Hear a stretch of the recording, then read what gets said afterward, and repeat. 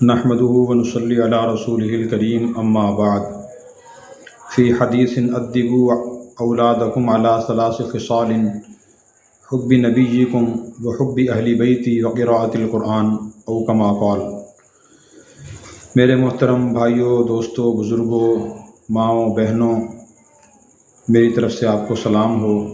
ہمارا نیا اسلامی سال محرم الحرام سے شروع ہوتا ہے۔ ہر گزرنے والا دن، رات، صبح و شام، مہینہ، ہفتہ ہماری زندگی کو کم کرتا رہتا ہے۔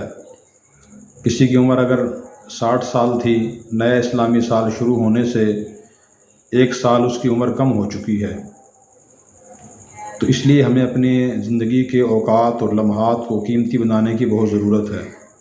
امام جلال الدین سیوطی رحمۃ اللہ علیہ نے الجامع الصغیر میں ایک حدیث نقل فرمائی ہے، اور دوسری بہت سی احادیث سے اس کے مضمون کی تائید بھی ہوتی ہے۔ نیا اسلامی سال کے بارے میں ایک تو یہ میں حدیث وما ترجمہ تشریح عرض کروں گا، اور اس کے ساتھ ایک اور حدیث عرض کروں گا۔ ان 2 احادیث میں ہمارے لیے بہت اہم پیغام ہے۔ حدیث میں ہے کہ اپنی اولاد کو تم 3 خصلتیں سکھاؤ۔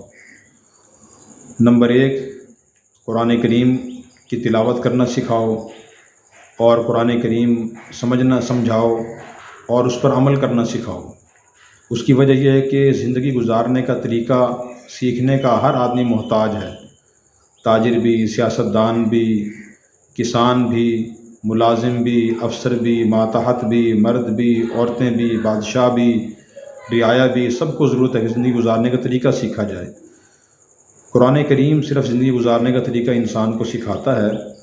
اس کے علاوہ جتنے بھی علوم ہیں، جو جائز علوم ہیں، وہ انسان کے فائدے کے لیے ہیں، ان سے انسان کو فائدہ پہنچتا ہے، لیکن زندگی گزارنے کا طریقہ وہ علوم نہیں سکھاتے۔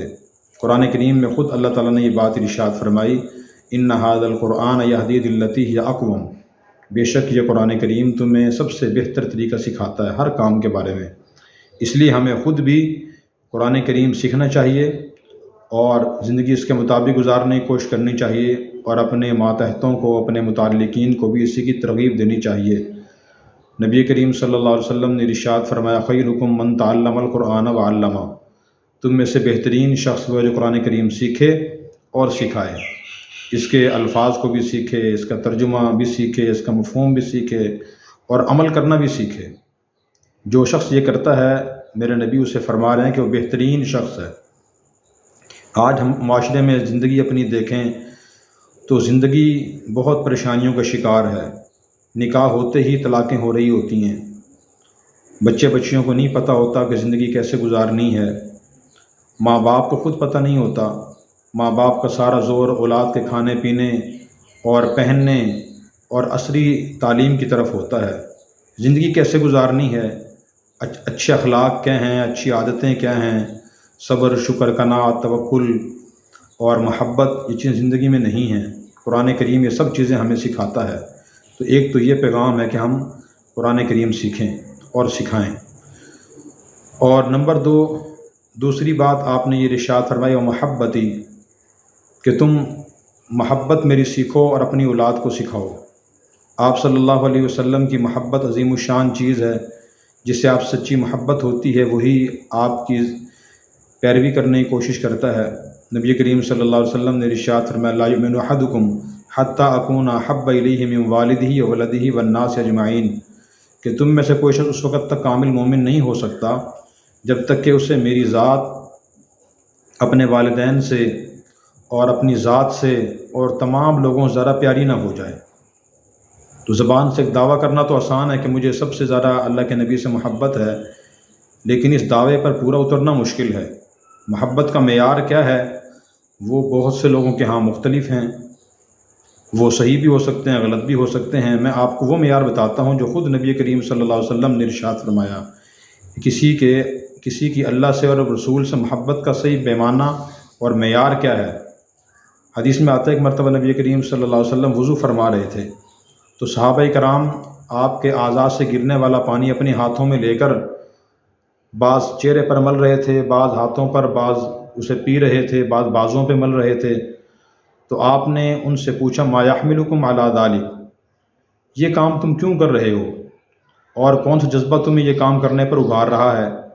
تو صحابہ نے عرض کی حب اللہ و رسولی، اللہ اور اس کے رسول کی محبت ہمیں اس کام پہ آمادہ کر رہی ہے۔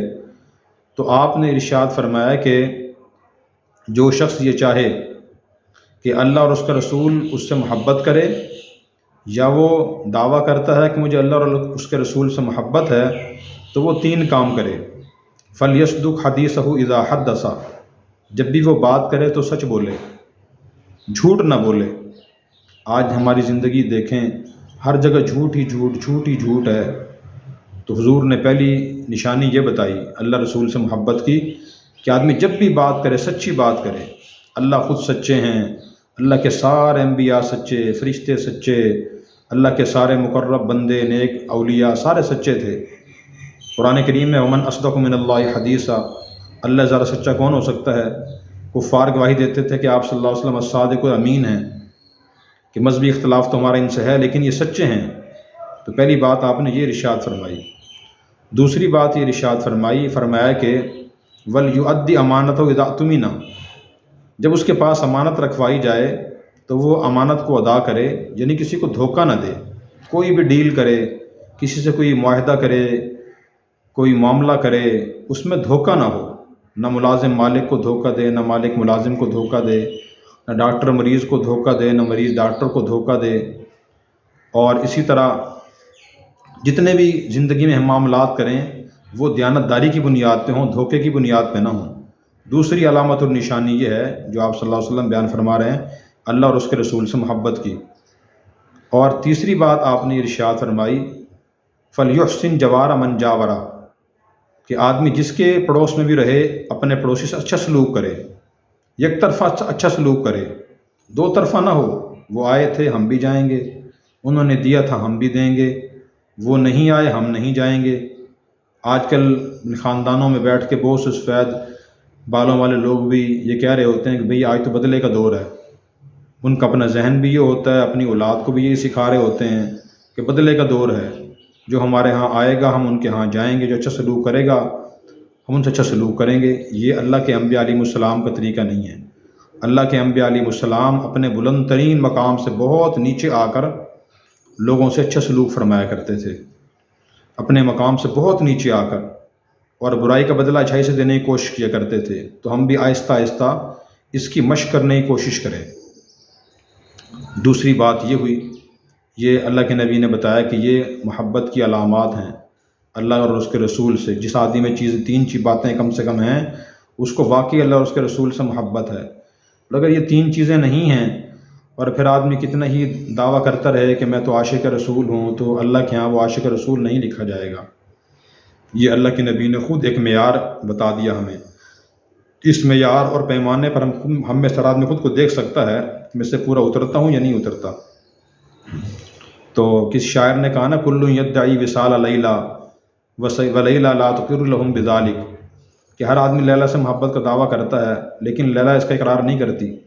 تو اصل تو یہ ہے کہ اللہ رسول فرمائیں کہ ہاں واقعی اس بندے کو ہم سے محبت ہے، تو پھر ہماری محبت واقعی محبت شمار ہوگی۔